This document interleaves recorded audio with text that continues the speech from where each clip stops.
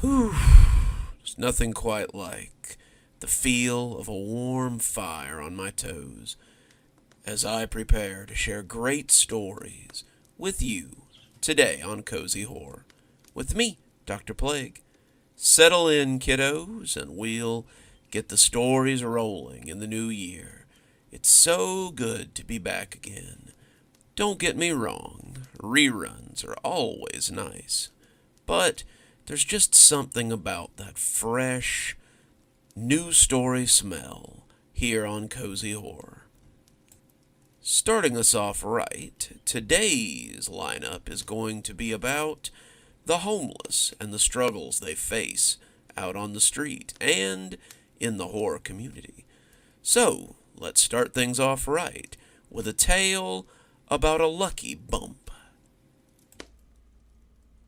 It was the lowest point of my life, and I spent years thinking it was some kind of divine retribution. After last week, I know better. I would say it had been a hard year, but it had really been a hard 5 years. COVID knocked me out of a job that I really liked. Lack of a job meant I had defaulted on my mortgage, and I'd finally been forced to sell my pickup truck when I couldn't even afford gas. I was homeless for real then, just wandering around and taking what I could get. And as the economy got a little better and the businesses started opening again, my lack of decent clothes held me back from much of anything besides day labor. I was stuck in a rut, and I didn't know how to get back out. Not until I met the guy in the three-piece suit. I was coming out of a convenience store as he went in, and when we bumped into each other, it felt like I'd been electrocuted. I'd been doing a little panhandling, not something that I'm proud of, and some nice lady had given me a 5-spot as long as I wouldn't spend it on the booze. $5 was enough for a slightly expired sandwich and a bottle of water, so I headed down to Enzo's, where I bumped into Mr. Suit Guy. He looked like a real business type, one of those guys who traded stocks or owned a company, and I nearly dropped my deli sandwich in my cold water as he slammed against me. I just figured he would bowl past me and keep going, but I was 3 or 4 steps out of the door when I felt eyes watching me. I turned back to find him looking at me in a thunderstruck way. I didn't like it. It was more than most people had seen. I felt seen in a way that I hadn't in years, like someone was finally looking at me and thinking more than effing bum, and it honestly felt a little nice, right up until he started yelling. Hey, get back here, you bumped into me. Get your ass back here and bump me again. I need it, But whatever else he was saying, I didn't hear. I started running, clutching my food, and running flat out. I didn't know what this was about, but I knew that if the cops came by, they'd side with Mr. Gray Suit over a smelly bum any day. The guy chased me for a little over a block, shoving other people aside, too, as he kept yelling at me to come back and bump into him again. And it took me almost 10 minutes to lose him. When some cop came around out of a coffee shop on Melvin, and the guy bumped into them, I made my way down a side street and finally got away. That had been weird, I reflected, but people usually treated the homeless like punching bags, so it wasn't out of the ordinary. I sat down to have my sandwich, and as I peeled back the wrapper, I reached for the mustard in my pocket. My fingers touched something else, though, and I pulled out not a mustard packet, but a scratch ticket. I didn't play scratchers. I didn't have the money to, so I was a little confused as to how it had come to be in my pocket. So I decided to scratch it. Why not? I hadn't stolen it, so I didn't need to feel bad about it. If the guy in the suit had dropped it in when he bumped me, then that was just tough for him. I started getting excited as I scratched the numbers, and when I finished the last box, the ticket almost slipped out of my hand. I had scratched off $1,000, on what amounted to a $2 ticket. I couldn't believe it. This kind of thing never happened to me. I had been living in a state of misfortune for so long that a little windfall seemed unfathomable. I took it to a different gas station to cash it in, not wanting to risk running into the man a second time, and the clerk told me how lucky I was as he cashed me out. He asked if I wanted another ticket, and after thinking about it, I decided that I might as well. There was no harm in playing another. It was only $2. I scratched it and felt my hands begin to shake. I'd won another $5,000. That was how it went after that. Whether I played dice in an alley or cards at a high-end casino, I won. Soon I was back on my feet, my luck with jobs turning around, and within a year, I was the owner of my own business. As I started to do well with my small-scale gambling, I let a coworker talk me into putting some money into cryptocurrency. I did so well with it that I started day trading, and when the GameSpot stock came up in conversation, I put my money in and cashed out at the peak. I also met someone at work, a woman with a young son who needed stability, and we decided to start a life together.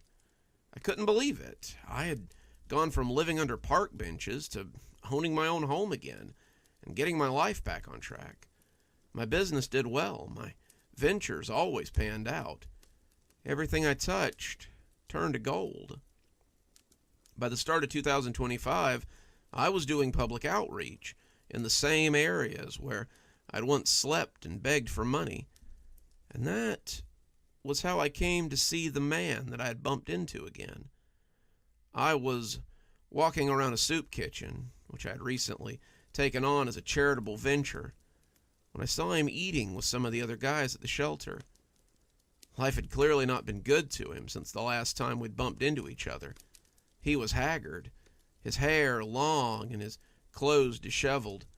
The gray suit was long gone, and he looked as if many of the familiar bus terminals and underpass spots that I had slept in were now known to him. He looked up when he saw me, our eyes meeting, and I could see the recognition on his face. The spoon slipped out of his hand, his head following me as the manager of the shelter walked me around. And as I looked away, I could feel those eyes boring into me. I started seeing him more often after that. It seemed that some days, every door I opened, every sidewalk I went down, and every building that I had reason to visit, there he was. He seemed to be trying to bump into me, but I was always aware of my surroundings in a strange way I never had been before. Some of it was just not wanting to bump into people and make them angry, a trick I learned from when I was homeless, but some of it was just being aware of myself. I always managed to step out of his way or step to the side so he could go by, and every time it seemed to frustrate him. The day before things came to a head, saw him getting vocally angry with me when I opened the door to the bank for him instead of just crashing into him, and I was pretty confused as I watched him walk away. I was coming home late the next night when I found him sitting in my living room. My wife and son were out of town, a last-minute visit to her parents' house, and that would seem lucky too. I didn't have security for my penthouse home. I never felt like I needed it, until I came home that evening to find him in it. I was tempted to step back out into the hallway and run, but the gun pointed at me was a pretty good deterrent. He told me to sit down, and I took a seat across from him. I couldn't tell you why, but it felt like the right thing to do. "You remember me?" he asked, and I nodded. "I bumped into you about 10 years ago, just about the time my luck changed." "Right, except it didn't change. You took my luck." I furrowed my brow. How was that even possible? He looked over my shoulder at a decanter of alcohol, scotch or bourbon or something, and said he was going to make a glass before starting. I told him to go ahead, and he held the gun on me as he poured out amber liquid and took a sip. He brought it back, not offering me one, and sat it down on the coffee table without a coaster. Jerk. I don't know how it started, but I got the luck from my uncle. He was a businessman, a compulsive gambler, and everything he touched seemed to turn to gold. He was lucky in life, lucky in love, and everything seemed to come up his way. I asked him once how he did it, and he told me it had just randomly happened one day. He'd been recently drafted into Vietnam, and he went to celebrate what would likely be the last time that he saw his friends. He bumped into a guy coming out of a bar. After that, his luck was insane. He never so much as took a bullet the whole war. Came home, invested in a used car lot in his hometown, and turned it around. Everything he touched turned to gold, and he could do no wrong. He told me that he believed it had been that guy he bumped into, and he wanted to test it by giving it to me.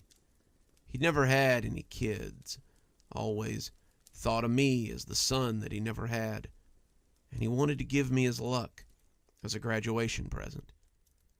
So, he bumped into me, just slammed his shoulder into me right there in the living room. And I was lucky after that. I was lucky right up until you stole it from me. After that night, everything changed.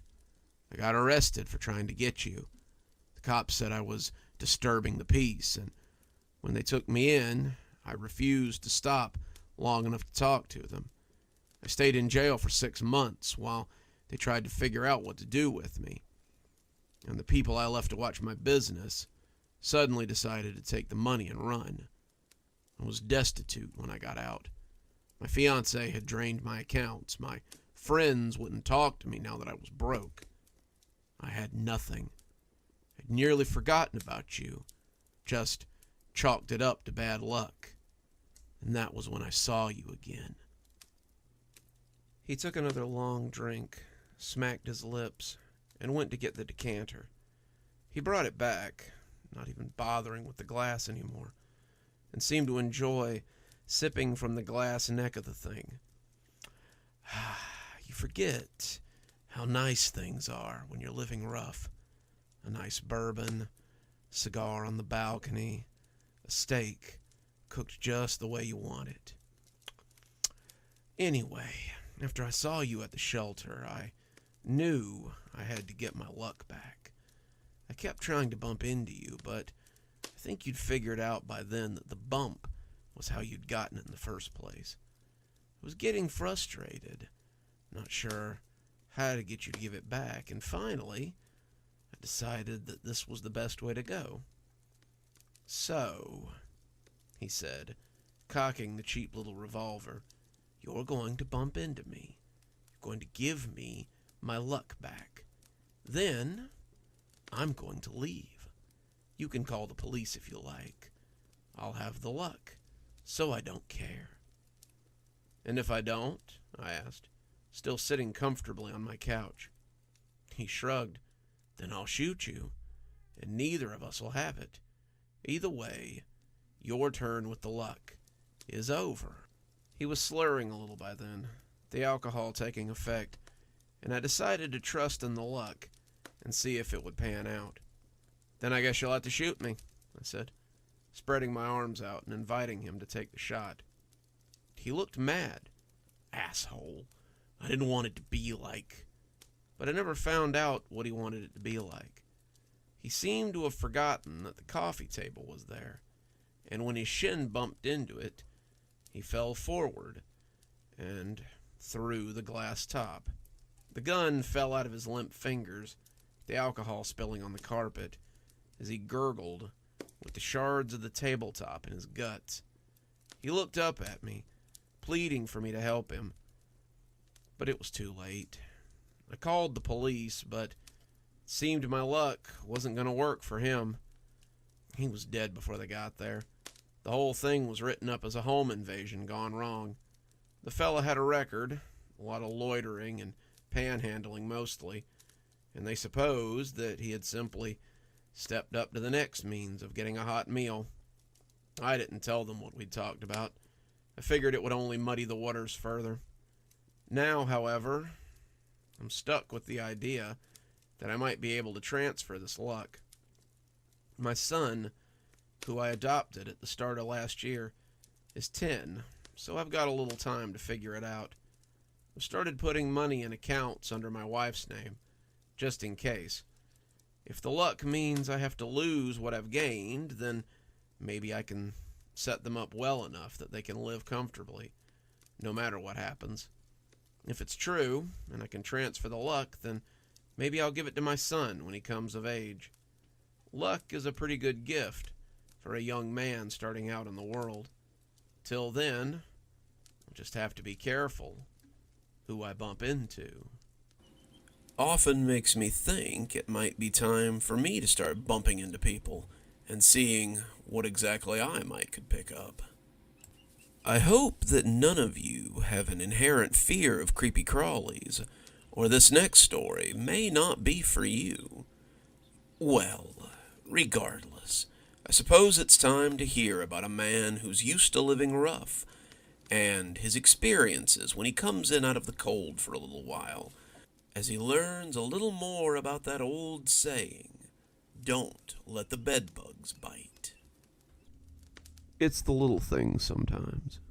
A good meal, a familiar song on the radio, a soft bed to sleep in after sleeping on benches or in sleeping bags for the past few years. The last one had been tainted for me after that night. I didn't think of myself as homeless. I had a beautiful house in Tampa, Florida, where my wife and my kids lived. I had access to the bay, a 2-car garage, a big backyard for the kids to play in. It also had my wife's new husband, the guy she married after our divorce, so I'm not exactly welcome there. After the papers were finalized, I literally walked from the courthouse to a camping store, and after $400 charged to the credit card I shared with my ex-wife, I felt I had everything I needed to start a more carefree life.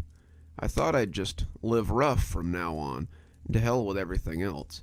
I would ride the rails, take day labor, and just be an explorer in the modern age. That's what I thought of myself as, an explorer instead of just a vagrant. After doing that for about 5 years, I've learned a few things, and lost a lot of the crap I bought on that long ago day. I've learned which towns will ask you to leave and which towns will throw you in jail for public vagrancy. I've learned which day labor companies are willing to work with guys who sleep in alleys. I've learned the best way to get a shower and a shave in a public restroom without attracting attention. It's gyms. Gyms are the best for that. But above all else, I've learned that sometimes it's best to treat yourself when you can manage. That's what I was doing. I was trying to treat myself and get out of the heat for the night. I grew up in South Florida, so the heat is no stranger to me. I remember sleeping with the windows up, ceiling fan on, hoping for a breeze to rustle the curtains as I stuck to my sheets. The heat doesn't bother me like it does a lot of people, but this year had just been so hot. The heat was near constant, and I had rolled my sleeping bag up for the season and slept on a threadbare blanket on the ground most nights. I was in a rural area close to Alabama, one farm community with a short name and a small population. I spent my days unloading or moving freight at the train depot, and my nights trying to find a nice place to bed down. Sometimes I'd do day labor, sometimes I'd do odd jobs for people, but the police left me be for the most part, and I thanked them by not getting drunk and making an ass of myself. I was considering making this a regular thing, staying for a few months and renting a trailer at the Happy Acres Trailer Court, but then I got the word from Doris that they were downsizing a bit, and they couldn't really afford to keep paying me under the table. Doris was a sweet 55-year-old grandmother who was just trying to make it to retirement, and she told me that she was very sorry, but they were just going to have to let me go. I didn't really mind, I suppose. I took it as a sign that it was time to move on to somewhere else. Time to do some exploring farther north, maybe. It was getting close to harvest time, and there were plenty of little towns in Alabama or Georgia where a man could get farm labor work and bed in the barn or a bunkhouse. It was hard work, but it was good work. And I was hopeful as I took the small collection of cash that Doris had collected for me and set out on the road. That whole day, though, was the hottest day I had ever experienced. I hit the road about 8 a.m., and I was walking up the side of the highway by 9. It was the last week of July, and you could see the heat as it baked off the asphalt. The sun was high, and by 10 I was sweating as I prayed for a semi to come blowing past. It was little relief when one finally did, though. The air that buffeted into my face was like a giant exhaling on me. I thought longingly about the big fan running on the docks and how I could catch a long breeze between unloading and loading trains as I drove my forklift underneath it. By afternoon, I was miserable. My back felt like it weighed about 500 pounds, and the straps dug into my sore shoulders. I was in Alabama. I had stopped at the rest stop to use the bathroom at the border, but I was a good piece from Dothan, the closest big city. If I could get there, I could get some day labor, find a farmer looking for laborers for the season. I could even just pick up a job at a depot or as a fry cook or something, so I could afford to stay indoors until it was time to move on again. As I walked that first day, I even dared to dream that I might find something less temporary and make Dothan a long stop. I had grown up on a farm, picking vegetables and milking cows and taking care of horses, and the idea that I might get along with some farmer and become his stableman or his labor foreman was appealing. On the other hand, I was a lapsed accountant, too. I had worked for an office in Tampa and could easily get back with a place and make that my life again. I could get an apartment, have a stable job again, maybe even see my kids sometime if they wanted. Like I said, big cities are sometimes full of possibilities, and there's little else to do on the road but daydream. When night fell, I was squarely in the Badlands. For those of you unfamiliar with Highway 98, there's a stretch before you get to Dothan where there isn't much of anything but fireworks stands and little houses. There are occasional gas stations. Hell, there's even a really nice casino out there that no one ever goes to. But if you're on foot and seeing it through the headlights of passing cars, it can be a little spooky. The remains of abandoned houses that are slowly being reclaimed by the land look a lot like haunted houses when the lights of a passing semi suddenly bring them to life. The broken windows of a failing business seem to leer at passers-by as a minivan screams away from them. The heat was still baking up through the soles of my boots, too, and I was starting to wobble a little when I finally decided to stop for the night. It was 8, some pink still on the horizon, but the heat of the 12-hour walk had exhausted me. I had intended to move over into the nearby scrublands and try to find some respite from the hot evening, but when the lighted sign appeared at the bottom of the hill, I thought it might be Providence throwing me a bone. Eddie's Discount Motel rotated garishly on a sign out front, and I could see a little neon sign beneath it that read Vacancies. I had about $200 in the compartment in my backpack, and about $60 in my left sock. Depending on how much of a discount Eddie's rooms were at, I might find a nice bed for the evening. As I walked to the bottom of the hill, I started daydreaming again, thinking about the continental breakfast, a hot shower, maybe some HBO before settling into a real bed for the night. I could check out around 10 and be on the road again, maybe even making Dothan before dark tomorrow. I barely noticed the hot tar under my feet, or the arid blasts that flapped my coat when the cars went by. I was on my way to something better, I thought. When the lobby door opened, I sighed in ecstasy as the cool air hit me in the face. The lobby was dingy, and calling it so might even be charitable. The furniture was of the bus station variety, and there was a magazine sitting on one discussing the first term of Barack Obama. My daydreams about continental breakfast drifted away, and I approached the plexiglass booth that housed Eddie, I assume, with trepidation. Eddie was a middle-aged man, his thinning hair pulled back into a ponytail as his Pantera t-shirt struggled to contain him. Even through the glass, I thought he looked distinctly greasy, and he looked up from whatever he was watching on his laptop with some misgivings. "I ain't got any spare change, pal, and I don't let people just crash in my lobby." I rolled my eyes, this sermon being pretty common amongst people who've never lived rough. Actually, I was wondering if I could rent a room for the night. Eddie looked me over and his glower softened. "It's 30 a night. Checkouts at 10 a.m. Cash up front. No refunds for stains or bugs." He tapped the slot at the bottom of the plexiglass, indicating that I could drop my cash in there. I bent down and fished 2 20s out of my sock. They were wet with sweat, but money was money in this economy. 30 was a lot to pay for a few hours of respite from the heat, but the thought of sweating out in the woods for the night had changed my mind. Eddie grimaced at the wet bills, but he slid them under the counter and flopped a 10 and a room key back at me. "Take room 5. Don't forget, checkout's at 10 a.m., and don't steal my towels." Then he turned back to his laptop and forgot I existed. The room was somewhere between swanky and skanky. There was a bed with a sagging mattress and some sheets that were only slightly stained. A bathroom with a shower and a sad stained toilet, and a TV that looked like it had seen most of the Reagan administration. All in all, it was a shithole, but it was better than sleeping in the woods. The only thing I cared about was sitting under the big window, and when it started pumping out cold air at subarctic temperatures, I was glad that I had shelled out for the room. The shower was amazing, but it was also the first indication I got that something was off. I left my clothes on the floor and climbed into the hot deluge. My skin felt like I'd stepped into a heat bank for a few seconds, but it passed as the hot lava coursed down my scalp. How long had it been? How long had it been since I'd had a real shower? How long had it been since I'd stood in a real shower, slept in a real bed, watched TV, had it all to myself?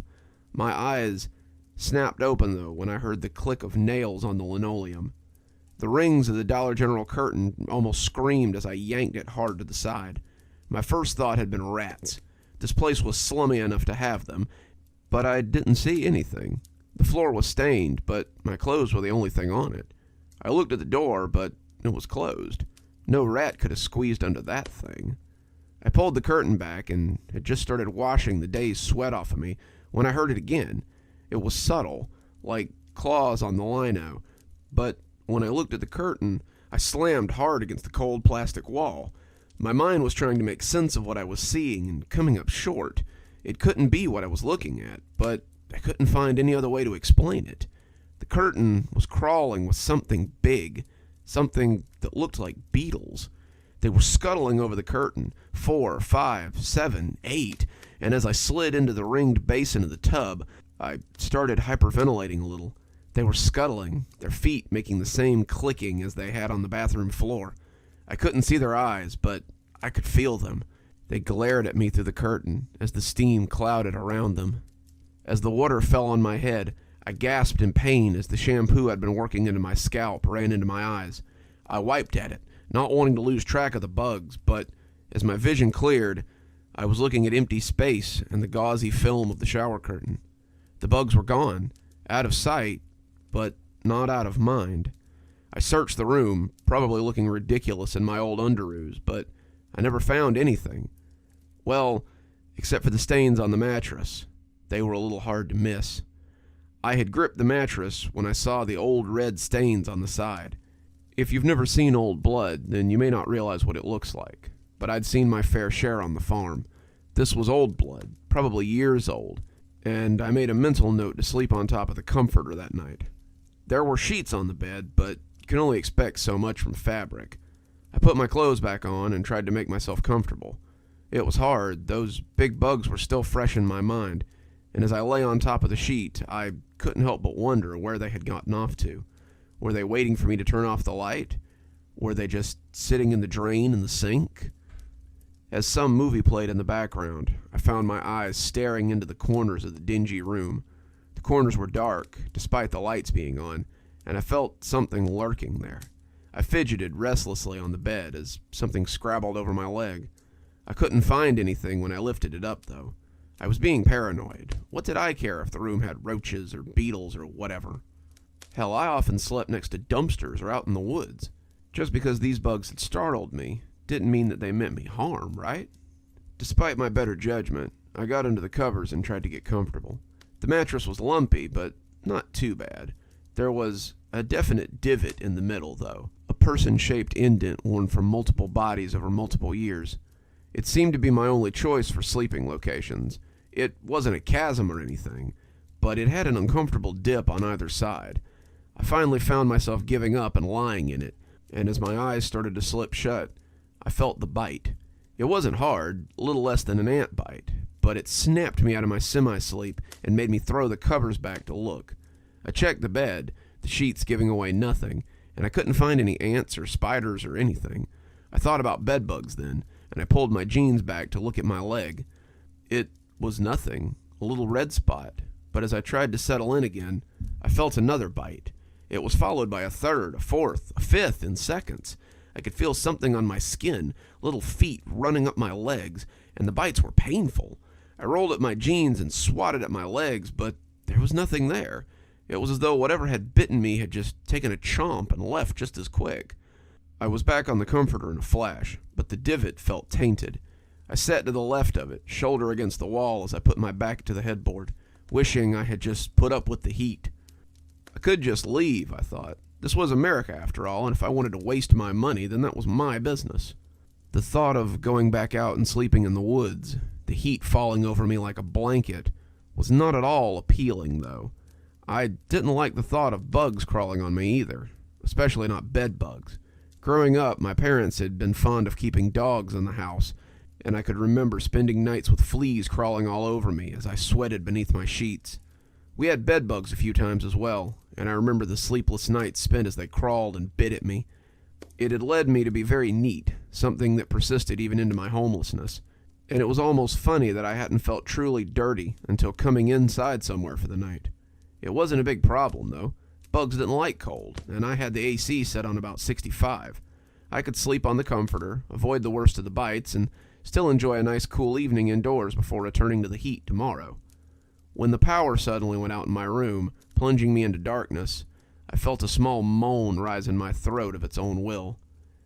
I was left with nothing but my own breathing as I sat there on the saggy bed.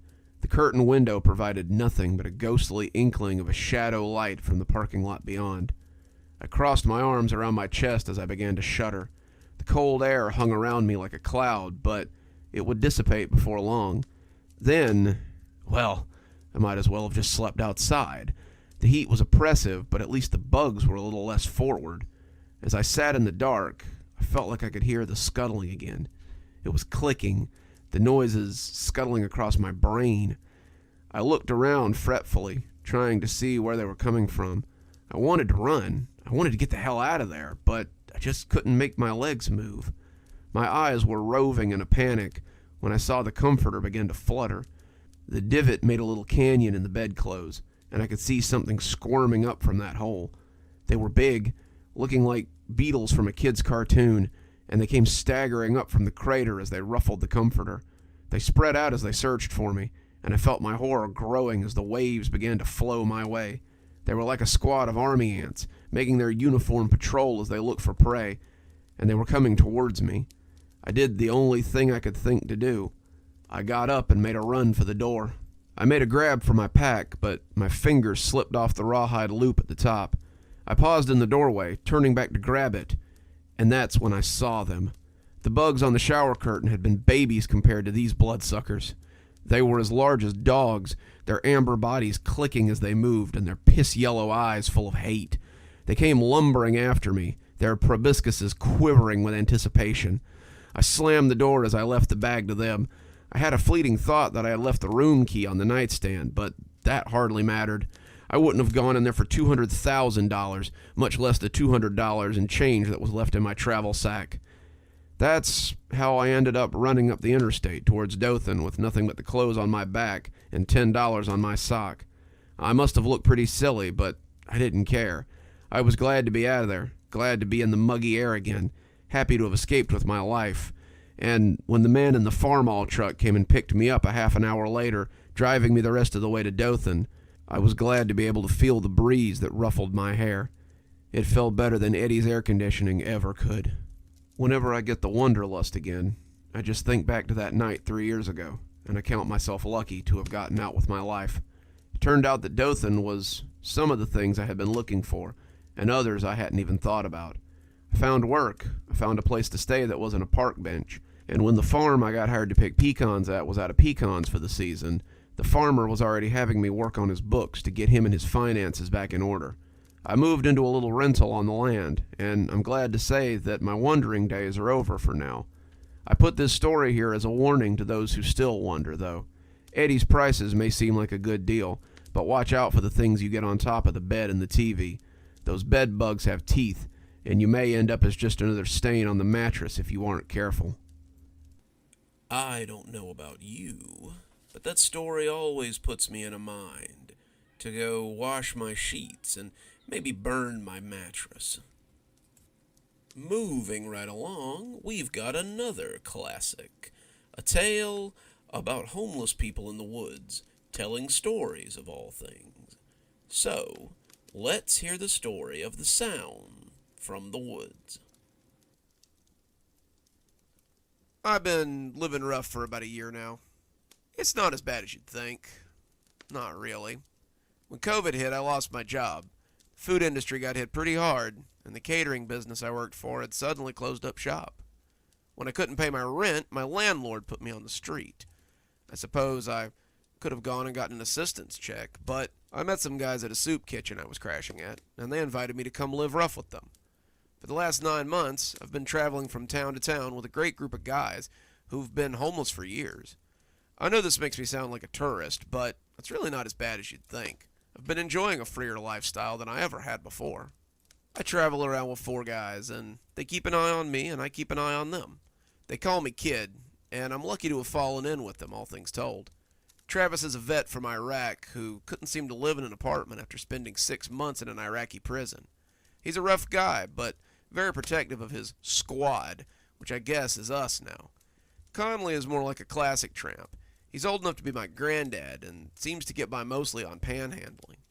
He can be real charming, and he's amiable enough, whether he's drunk or sober. He's more than happy to share what he makes with the rest of us, too. Then, of course, there's John. Of the 3, I think John is the one I like the best. He reminds me of my dad somehow. He's tall and thin with bushy eyebrows and a thick salt and pepper beard. He works as a handyman sometimes to make money, and he seems more than content to keep a protective eye on all of us. Despite Conley being 15 years older than him, you can tell that he thinks of all of us as his kids. He was very protective of us, and I spent many nights around a campfire with the 3 of them. John was always at the head of the fire, like a father at his table, and we often told stories as we hunkered around our camp. On the night in question, we were telling scary stories. We had camped in the woods off the interstate, far enough in that our fire couldn't be seen from the road, and we were eating food we had all bought and telling tales. Conley was talking about a ghost story he had heard in Denver, and Travis told us about a ghost soldier spotted around the barracks he was assigned to in Iraq. I told one of my many creepypastas I'd read during my other life, and finally we looked at John. John was eating quietly through it all, and now seemed intent on continuing his dinner. "Your turn, Dad," I said, using the teasing nickname I had fixed on him. "I don't really like to tell stories," he said, and his voice had a hollow tone to it as he busied himself with his can of stew. "Come on, John," said Conley, already sounding like his dinner was affecting him. "We all told a story. Now it's your turn." I was sitting next to John at his right hand, and I saw him darken a little as Conley prodded at him. "Easy, Conley. If John doesn't want to tell a story, then he doesn't have to." "Fine. You guys want a story? I got a story for you." John sounded a little mad, and Conley raised his hands in a placating way as he told him it was fine. "It's a great story. I think you'll love it. Gather up, kids. It's a real doozy." He reached over and took the bottle of rot gut from Conley, taking a deep swig before he started. He sounded flustered, out of sorts, and I kind of didn't want him to tell it now. Clearly something was going on here that was outside the norm, and I was afraid of what might happen after his story was told. Want it or not, though, John began. "It was midnight, just like tonight. The August wind was creeping in from the east, cold and hungry, as the 2 boys sat around their campfire, munching their dinner of beans. They didn't have the luxury of a home or a hearth, only having the other in this world. Their parents had cast them out, not having enough money to feed them any longer, and the 2 boys had been riding the rails, seeking their fortunes as they tried to make it day by day. The 2 boys had managed to beg enough for a can of beans, and as they sat around the fire, they listened to the bubbling inside as their stomachs growled and their mouths watered. They hadn't eaten in 3 days, you see, and the smell of them beans was enough to make them ravenous. They sat closer to the fire, basking in the smell of the cooking beans, and that's when they heard the cry. The 2 huddled close to the fire, shuddering as the howl glided up between the trees. Their campfire wavered under the torrent of wind, and they hunkered close as they tried to keep alive. They blocked it with their bodies, feeling the icy bite of the wind as they tried to cook their dinner. The howl growled across their shivering skin, and the two boys wondered if that would be their last meal. The beans began to boil over the lip of the can, and the older boy's threadbare glove allowed him to slide it from the flames. He poured the beans into a tin cup for his brother, gritting his teeth as the heat became too hot even for his gloved hand. As he poured, he could feel something stalking behind them. It had smelled their food and came to look. If they were lucky, it was just a little cat or a mangy dog that would leave if they shouted. If they weren't, then the older boy would stand against it while the brother ran. Either way, the two would eat a few mouthfuls of beans before they died. He wrapped his scarf around the can gingerly, holding it by the tatty garment as he tipped the scalding beans into his mouth. They burned his tongue and blistered his throat, but his hunger was too great to wait. His brother moaned in pain as he did the same, the two of them feeding their bodies as the scalding food nourished them. And all the while, the beast howled and stalked behind them. Neither boy looked into the dark woods. They knew that something stalked them, that something wanted them desperately, but they thought that if they ignored it, it might just pass them by. As it moved around them, the oldest could see that it was like a dog. It capered about on all fours, its teeth bone white as it grinned at them. It stalked their little fire, circling the pair 3 times before stopping. It stood between the two, its arrow-shaped head pushed in close. The two boys ate, trying to ignore it, not wanting to see it, and hoping it would just go away. When it spoke, the younger of the two began to cry in terror. You come into my woods, bring your destructive fire, and then you don't even offer me a proper gift. What rude children you are. I should punish you for such insolence. The boys begged the creature, saying they had nothing to give, but the creature only scoffed. You should have thought of that before entering my woods. The two boys begged him for mercy, to take pity on 2 starving children. Mercy is not a trait I ever saw a need to learn. Those who enter my realm bring me gifts. You will present me with a gift, or you will suffer my wrath. He spoke with a sense of refinement that was at odds with his monstrous nature. The boys had still not summoned up the courage to look at him, and now they shuddered against each other as they thought of what to do. The oldest looked at his still warm can of beans in his hand and saw that he had 2, possibly 3 bites of beans left. He held them out to the creature, still not looking at him, and hoped it would be enough. The creature approached, sniffing at the can, and a weight slid into the warm vessel. It slurped as its long tongue lapped at the beans, smacking as it tasted the juice and liking what it found. Lovely. The creature purred, turning its head towards the younger, who had begun to shake. And you? Share with me what is in your cup, little one, and you might be allowed to live through the night. The youngest had his hand over the mouth of his cup, unwilling to move it. His brother told him to give the creature a taste. Then they could leave this place and never come back. The youngest boy shook his head again, The creature put his face very close to the boy and demanded that he remove his hand in a low growl. The boy's shaking hand slid from the cup opening, and the brother felt his stomach drop. The younger boy had wolfed his beans, eating them all, and had nothing to show but a cup of juice residue.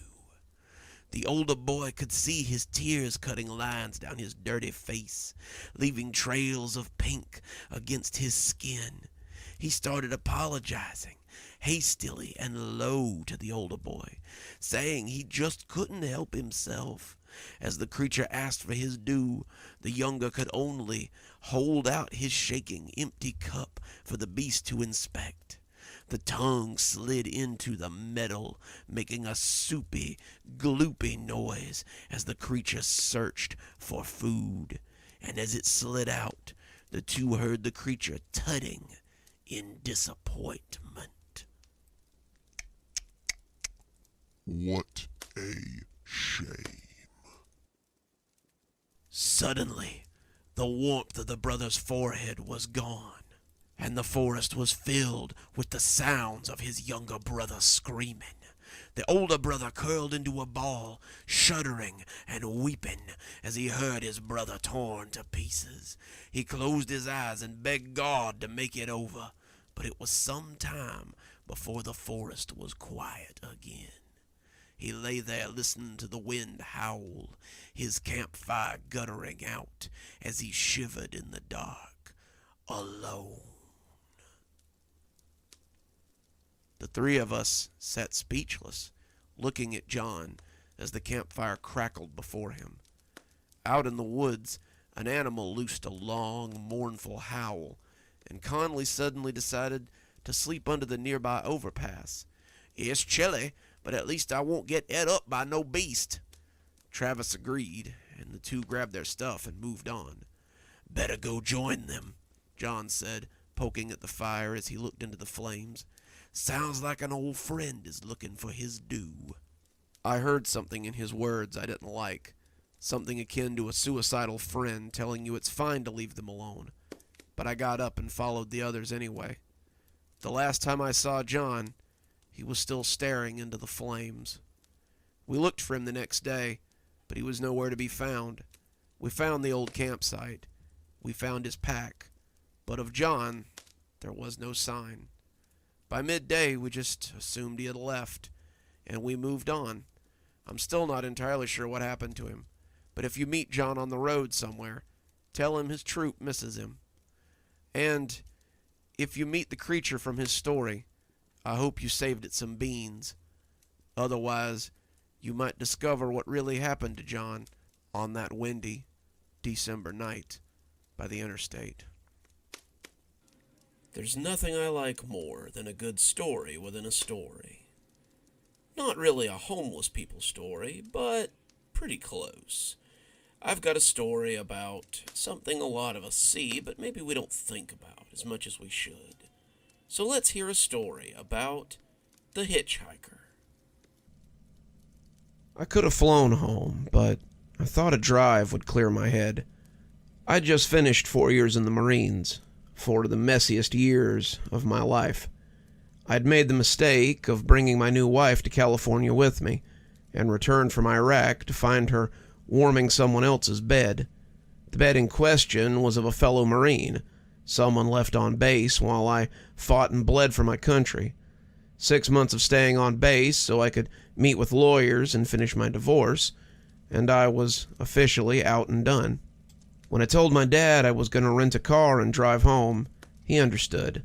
I told him I needed to come back slow so I could clear my mind, and he told me to drive safe.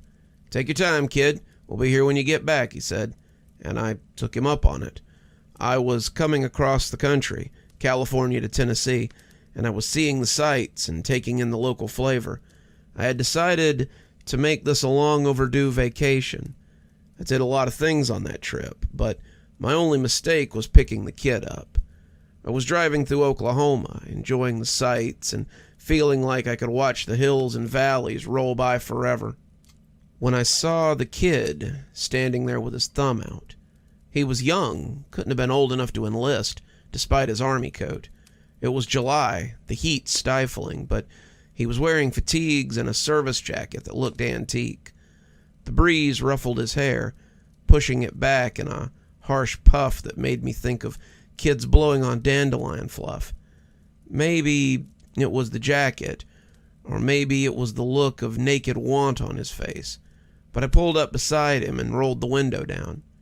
"Hey kid, you need a lift?" He turned his perfect sky blue eyes on me, and I'll never forget his words. Sometimes I hear them in my sleep. "I sure do. Can you give me a lift to McMahon, mister? God'll thank you if you do." I thought that was a little weird, but I told him to climb in, and he did so gladly. The signs told me that McCann was about 30 miles up the road, and I expected the kid to chatter like a squirrel the whole way. To my surprise, he was quiet, his eyes closed, and his head bowed for a couple of minutes. It took me a second to realize he was praying, and when he finished, he sat up and plastered a half-daffy grin on his face. "God tell you I'm a straight shooter?" I asked, more to break the ice than anything. "He said thank you for your assistance, mister, and you'll be greatly rewarded in his kingdom." I nodded, thinking I could use all the help I could get. The farther we drove, the more I began to suspect that something was off about the kid. He stared forward the whole way, his eyes on the horizon, his mouth seemed set in an eternal grin. He wasn't as young as I'd thought, maybe 18 or 19, and the jacket said his name was Harris, had it stenciled right there over the left breast. It was covered in patches, too, the kind you get for service, and I was glancing at one over his right pocket when I saw the bulge under the coat. I felt a cold shudder run through me as I recognized it. The kid was packing. You look a little young for the service, kid," I said, trying to dissuade some of my fear. "Your brother give you that jacket? Was he in Iraq, like me?" "My dad left it to me when he died," the kid said, matter-of-factly. "Sorry to hear that. Was he in Iraq?" "Gulf War," he said, his voice not matching the grin. "He enlisted before it started and was there a couple of years after it ended." "I bet he had some stories," I said with a nod.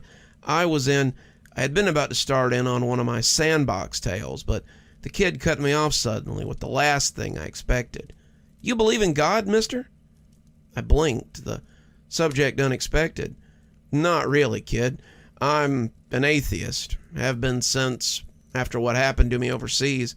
I think that if there is a God, it's a pretty crummy thing for him to do, to let us live here like this."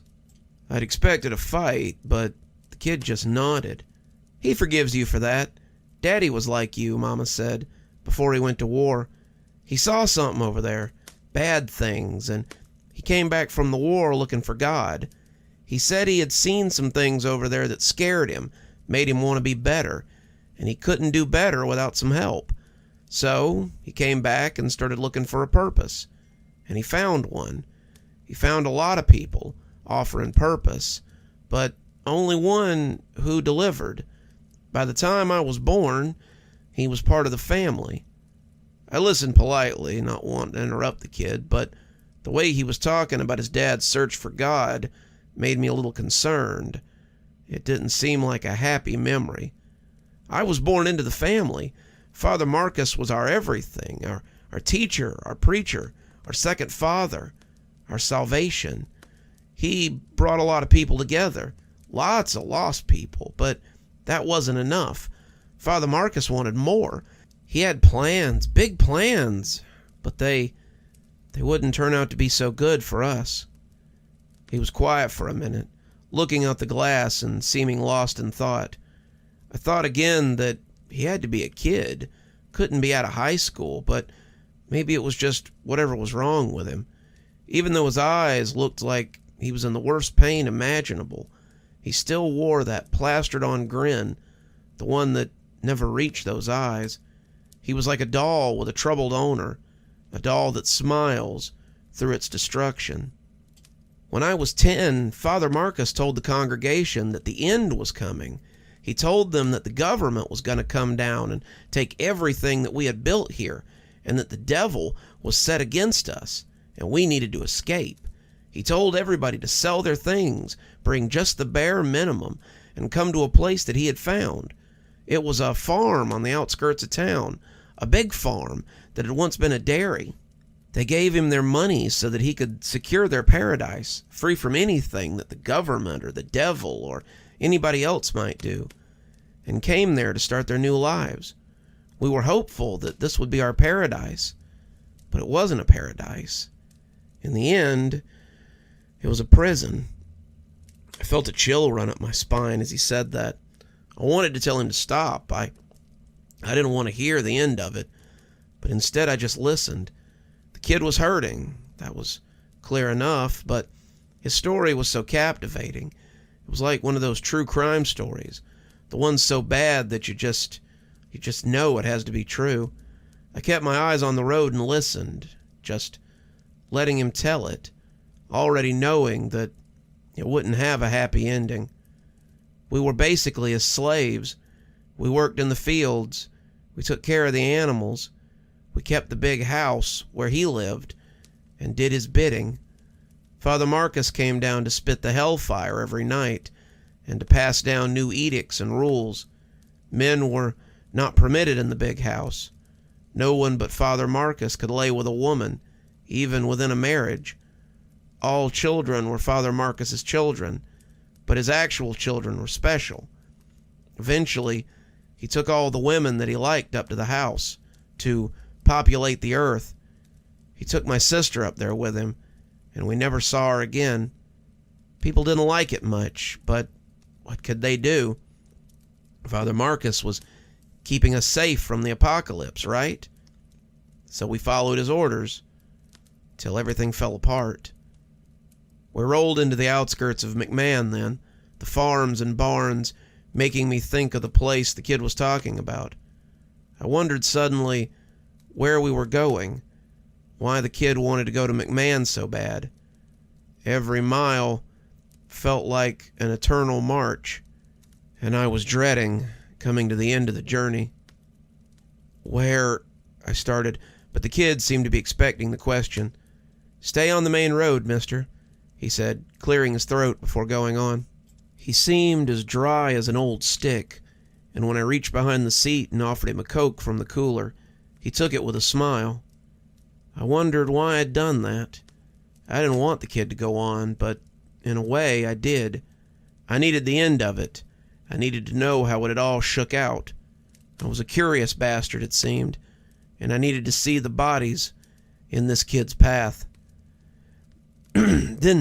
Then one day he gathered us in the barn and told us that the end was near. He told us we needed to prepare ourselves to go because we were meeting God tonight.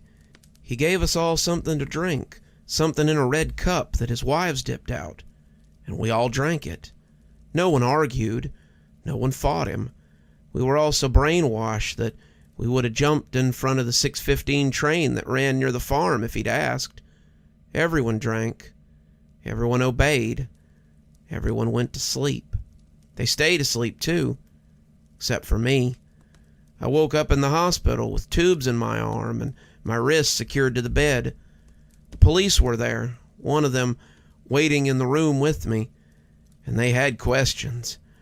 Turned out that they were the ones who had been coming, not God. They had arrived to find everyone dead, falling around the barn like dolls, but had managed to get there in time to save me. I don't know why I lived while everyone else died, and it ate at me for a long time. Father Marcus, my family, everyone was gone, and I'd been left behind. No one wanted anything to do with me. My dad had burned a lot of bridges before we went into the family, and none of them wanted to take in a moody 16-year-old who'd just been through hell. So I went into the system, going from group home to group home, till a couple of weeks ago. I clutched the wheel hard, suddenly very worried about what we might find in McMahon. The town was coming up now, a nice old brick town that looked downright picturesque. We passed a sign for a new megachurch, the Sunrise Gospel House, and there was a smiling old man beaming down from the front. The kid shot a glare at him and patted his heart, inevitably patting the piece as well. I suddenly wondered who was in McMahon that this kid needed to see. I was watching TV in the group home, and an ad came on for a church. The church had recently acquired its own network, and the pastor of the church was very familiar. He spoke about peace and God's love, but all I could hear was the voice that told us to drink the juice and go meet God. As I watched him smiling and hugging people, I heard a very different voice in the back of my mind. It was God, the real God, and he told me what I had to do. He said I needed to be his sword, and I needed to cleave the unrighteous from his midst. He patted the gun again, whispering a prayer to God, and my hair stood up on the back of my neck as something strong and strange wafted from the kid. In that moment, he felt very righteous. We were well into town now, rolling up Main Street, and he told me to stop. I dropped the kid off at the light, and he thanked me, said he could make it from here. He gave me a real smile then, not the dopey one he'd been wearing the whole way through as he told his sad little tale, and waved at me. God bless you, mister. I'm off to do his work. Then he was gone, and I sat there watching him until someone politely honked behind me, and I was forced to roll along.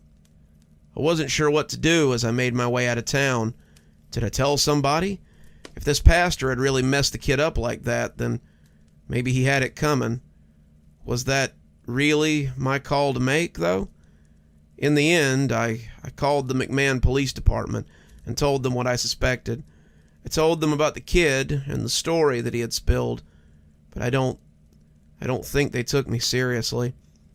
The dispatcher made it sound like it was going into a little pile of crackpot shit, but I felt I had done my due diligence. I was still thinking about it when I stopped for the night, wondering where the kid was and what he was doing as I drifted off to sleep. I woke up the next day and turned on the news to see that Pastor Michael Wheeler of the Sunrise Gospel House had been shot in front of his congregation. The pastor, someone wanted by the FBI for his alleged connections to several past cults, had been shot by someone from one of his past religious orders. The kid was in custody, but the police were saying he was mentally unwell, and this was likely a retaliation slang. Police were still looking for a mysterious caller who had tipped them off before the shooting, and they had many questions for that individual. I left Oklahoma as quickly as I could, flinching every time I saw a cop. That was a couple of years ago, and I've never told anybody what happened on that trip home. It's something that's weighed on me since I left that kid on Main Street, and I can only imagine that he was right about God blessing me. I came back, found a job that paid well, met the love of my life, and settled into wedded bliss fairly easily. It all seemed very easy while it was happening, and I can't help but wonder if a little divine direction had anything to do with it. As long as he doesn't point me at his enemies like he did that kid, I suppose we can be square. One last story, and I think we're going to go out on a high note. I've got a classic here, a fan favorite about a man who decides to take up the mantle of homelessness as he accepts a very specific offer. So let's hear about the beggar's deal. Penny for your thoughts, young man? I glanced down at the old man as he sat in the snow, his jeans getting crusty from the ice. He held a grubby coin in his threadbare glove, and his eyes looked up imploring me to take it.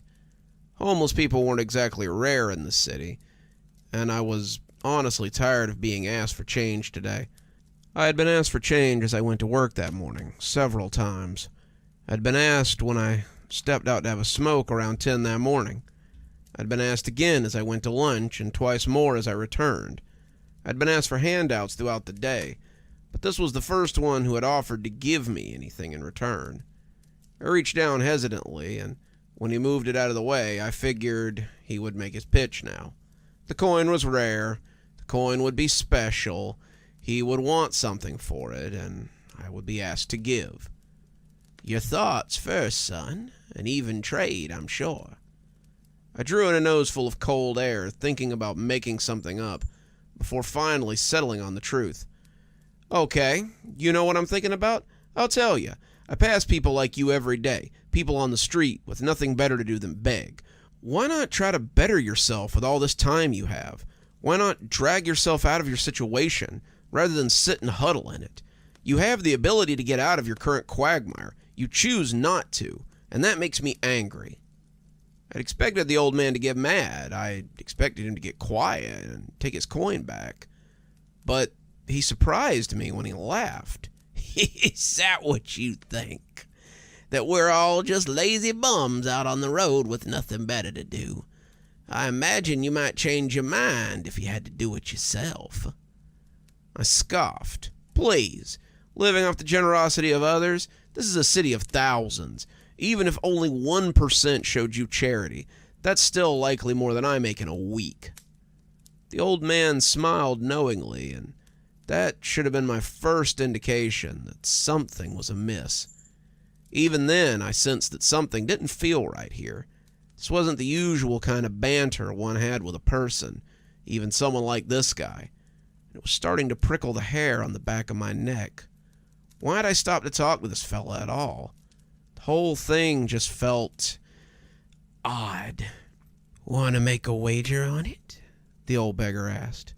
He still had the coin out, and when I got a good look at it, I could tell it wasn't what I had thought it was. It was filthy, but it had the underlying gleam of gold. It was unevenly milled and thick on the edge, he showed me. Live for a week as I do, if you can. After 7 days, if you're still alive, I'll grant you any wish your heart desires. I shook my head, thinking the old man had to be crazy. What was he, some kind of genie? My mind flashed to the Beauty and the Beast story, too, however. Hadn't the fairy come to him on a snowy night and made requests? If I declined his offer, what would the consequences be?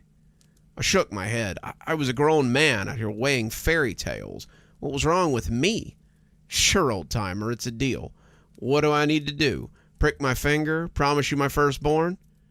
Just take the coin, he said, holding it out. But make sure you hang on to it.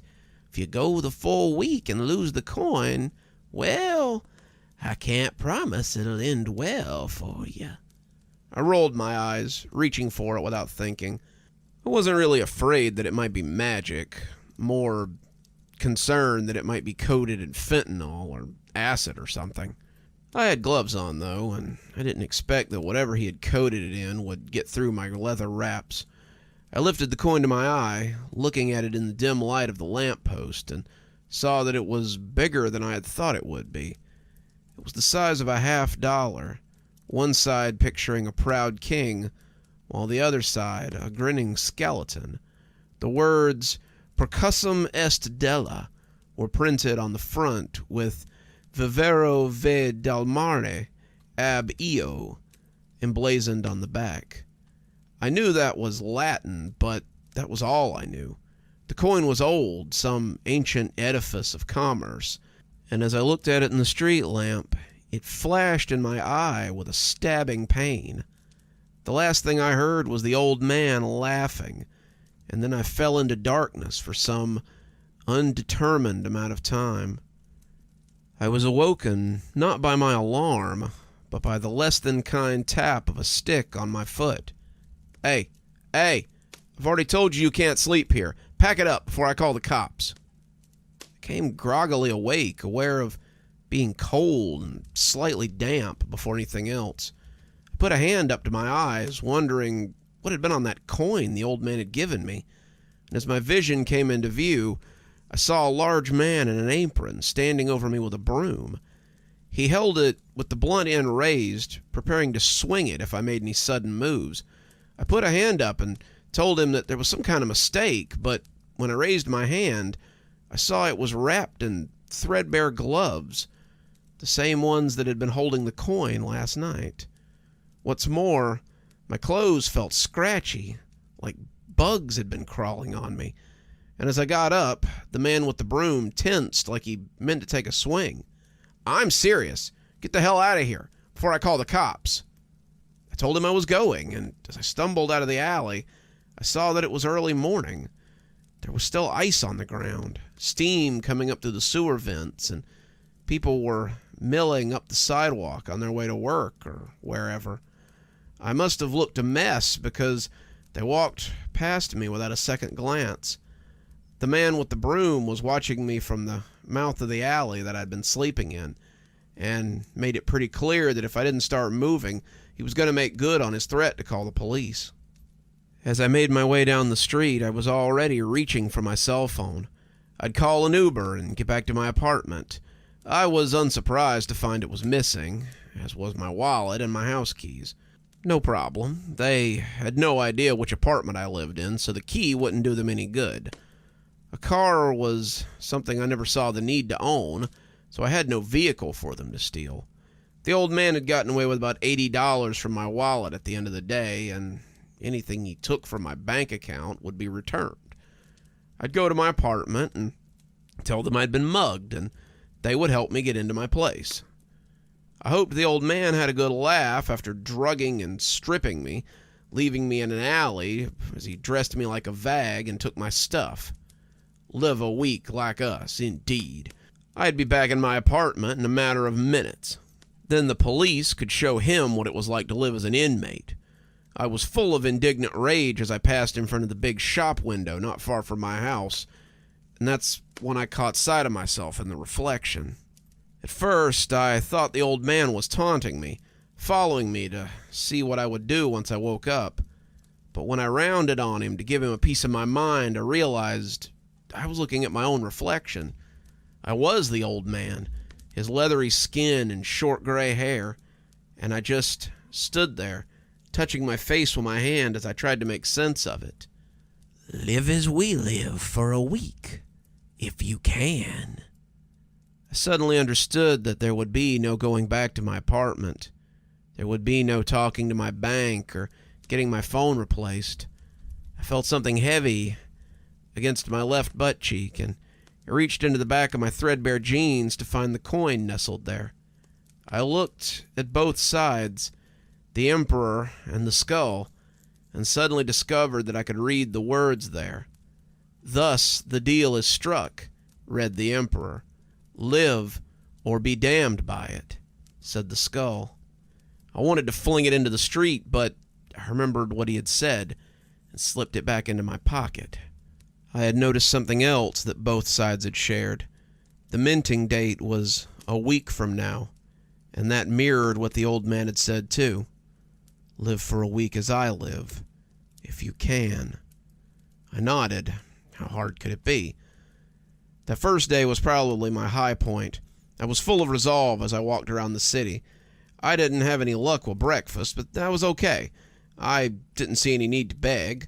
I'd find money if I needed it. Besides, begging would only prove that he was right.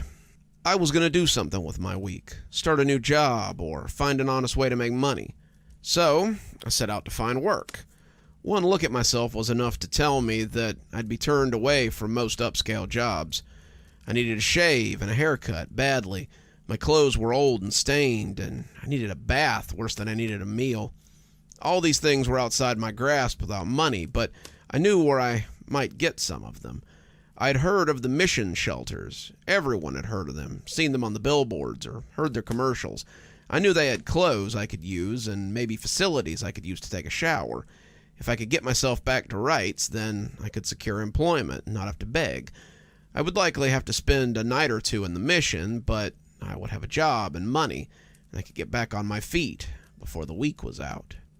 I came to the mission around 9 and was met at the door by a man with a clipboard. "Good morning. Are you checking in?" "I was hoping to get some clothes for an interview, maybe a shower and some—" "Terrific," the man said, cutting me off.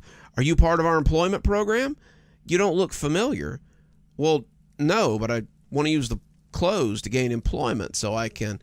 Unfortunately, sir, those clothes are only for people in our employment program, and there is a sizable waiting list for that program. I can get you on that waiting list, but it's likely to be some time before we can... Started getting a little indignant. I mean, the clothes are donated. As a taxpayer, those are my taxes at work. I'll bring them back. I just need to look good for an interview. The man's well-crafted smile was beginning to slip. Do you have an interview lined up, then? I realized my mistake and admitted that I didn't.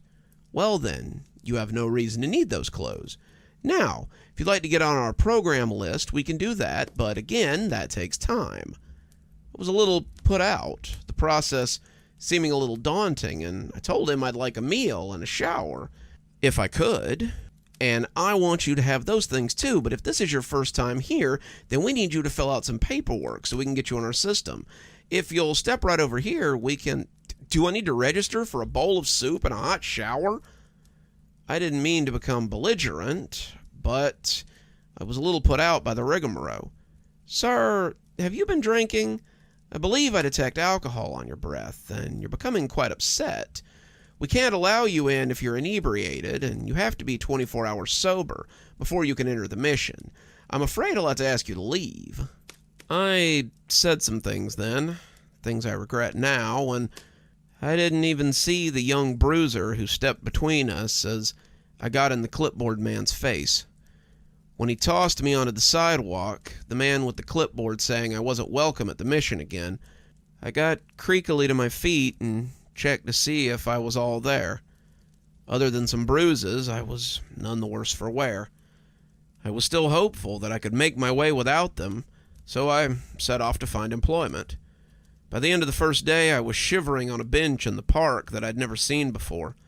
The park was less for joggers and bird watchers, and more for drunks and needlers.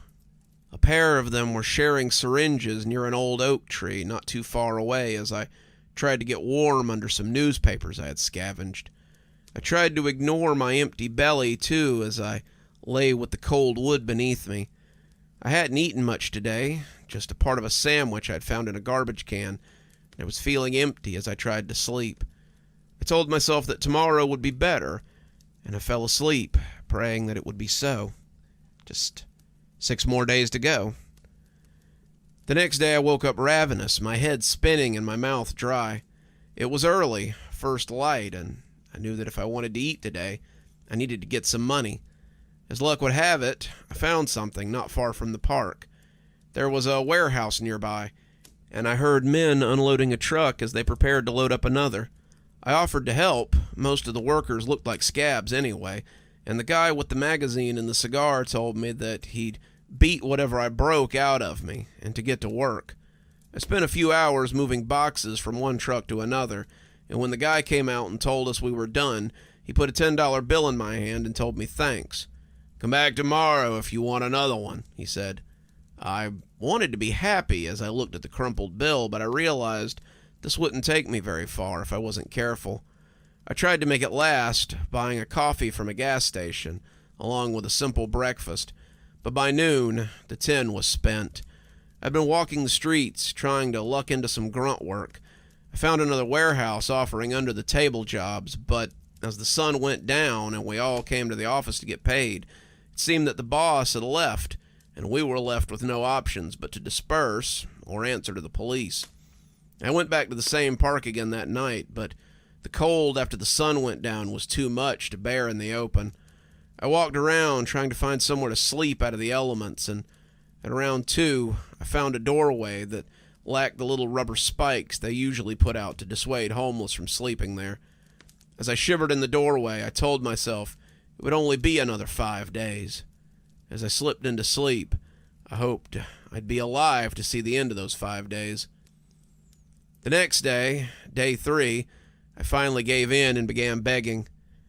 The job I'd found the day before wasn't open, the gates barred, and the snow deep enough to keep the trucks off the road. I was hungry, I was cold, and I didn't dare go back to the mission. So I found the warmest spot I could find and began panhandling. The crowd that morning was small, the snow closing a lot of the businesses, and they weren't overly generous. By the time noon rolled around, I had a few dollars and some change in the can that I'd managed to scoop out of a dumpster. It got me some junk that wasn't very filling, and I walked around looking for work as the snow began to melt. I was a little more wary about taking odd jobs, lest I get taken like the day before. And as the night began to settle and the people made their way home, I once again set up to beg. I was dozing against a wall, feeling weak and tired from the cold, when someone cleared their throat loudly. I opened my eyes to find 2 cops standing over me, looking cold and grumpy. "Move along, sir. You know you can't do that here." He poked my can with his foot, sending it tipping over as the small amount of change rattled out. "I'm not hurting anybody. I'm just hungry." "Doesn't matter. Hungry or not, you can't do that here. Get moving before we move you." I wanted to get indignant, but I simply didn't have the energy. I scooped up the coins and started trudging through the snow again. I didn't know where I was going, but I remembered the old man's words and knew I would lose what precious coins I had if I got arrested. I wasn't even halfway through the week, and I already felt like I might not make it to reap my reward. The next few days were a blur. I remember trying to donate plasma and being turned away for various reasons. I looked for work, but the snow had ground a lot of businesses to a halt. I found warm places that would feed me, churches and soup kitchens, but they weren't equipped to let people stay. I ended up sleeping rough both nights, shivering on stoops or under the slight cover of alleys, my blanket getting soaked in the snow as it melted beneath me. It was the most miserable I'd ever been, and it made me wonder where I'd ever gotten the idea that the homeless of the city were lazy. Looking back on my words to the vagrant, words spoken out of ignorance, I felt a deep sense of shame as I remembered how I had talked to him. He was just trying to get a meal, just trying to survive or find somewhere that wasn't a chilly bench to sleep for the night. And all I had seen was a leech trying to get fat off the hard work of others. As I lay beside a dumpster Friday night, watching people drink in the warm light of a familiar bar, I knew I'd never make that mistake again. Saturday dawned cold and dark, the snow melt making the ice thick on the sidewalks as the world came awake again. I had some luck after helping the owner of the store I was sleeping beside clear the ice from the front of the stoop. He patted my shoulder, giving me a plastic bag of sandwiches he was about to throw away. I marveled at them, counting about 12 of the plastic-wrapped squares, and he even threw in a cup of coffee to go along with it. I tried to tell him it was too much, but he waved his hands and laughed. "You're doing me a favor, really. Those sandwiches were going to go in the garbage before I almost busted my ass on that slick sidewalk. If you can get some use out of them, more power to you. Take them with my thanks." By 10, I had eaten about 5 of them, the coffee long gone, and I felt full for the first time in quite a while. It was something I had taken for granted, that feeling of being nearly too full. But as I sat in the park, my blanket keeping the worst of the snow from soaking into me, it felt good to be here again. I had refilled the coffee cup from a nearby fountain, and as I drank water and soaked up the sunshine, I felt pretty good about the direction I was going. "Hey, friend," came a familiar voice, and my eyes snapped open as I started to bolt. It was a man in similar dress, his face scraggly from many days of beard growth, and he was smiling through his remaining teeth at me. I could smell him between the 10 feet that separated us, but it wasn't an altogether unpleasant smell. He simply smelled earthy as opposed to bad, stale in a way that made me think he was taking care of his clothes when he could, and the jacket he wore bulged humorously, making me think he wore at least 2. "Whoa there, didn't mean to scare you. I was just wondering if I could trade you for one of them sandwiches. I've got some of them vitamin C packs from the free clinic. You could mix them with your water and get something nice to drink to go along with your full belly." He was holding out a crumpled silver packet with the words "Emergency" on the front, and I nodded as I held out a ham and cheese for him. He smiled again, asking if he could sit as he tore into the sandwich with gusto. He had clearly not been eating well, and I realized that must have been the way I had torn into the first one that I'd eaten earlier. "Name's Carter. Good to meet you, friend. Haven't seen you around. Are you new in town?" I told him I was, since it wasn't technically a lie. He laughed and told me I'd picked a heck of a time to come to town. It was the worst snowstorm they had seen in a long time, and the homeless guys were having a hell of a time keeping warm. Between the mission and their paperwork, and the cops and their endless rage for guys just trying to get by, and the shopkeepers not wanting us in their alleys or stoops, it's getting hard to find a place to lay your head most nights. A few others had wandered over to see who Carter was talking to, and they traded some food for the sandwiches as well. I ended up giving away a few of them, and as the afternoon stretched on, they all decided to migrate somewhere to find warmth for the night. I told them good night, meaning to find my own place to sleep, but Carter called my name before they left the park and asked if I was coming. "There's always room for one more around the fire," he said. I spent that night sitting in an alley that was in the middle of a four-way intersection of buildings. It cut the wind nicely, and someone had secured a tarp to keep the snow off of us. The barrels here had coals burning in them, and the people who stayed here had created a kind of oasis in the swirling snow. "It's not much, but it's better than nothing," Carter said. I spent the evening in the company of other cast-offs, laughing and sharing food around as we warmed ourselves by the fires that glowed throughout the night. Someone had a guitar, other people told stories. I fell asleep against a wall in the best shape I'd been in for the last 5 days.